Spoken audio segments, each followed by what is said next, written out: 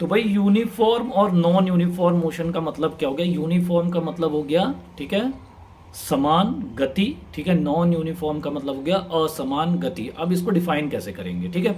अब समान गति, ठीक है, यानी कि यूनिफॉर्म मोशन, यानी कि equal distances in equal interval of time. यानी कि भाई अगर मैं पहले 1 घंटे में 40 किलोमीटर चल रहा हूं, अगले फिर उसके अगले 1 घंटे में भी मैं 40 किलोमीटर चलूं, तो मैं कहूंगा कि मैं समान गति से चल रहा हूं, यानी कि ये हो गया यूनिफॉर्म मोशन।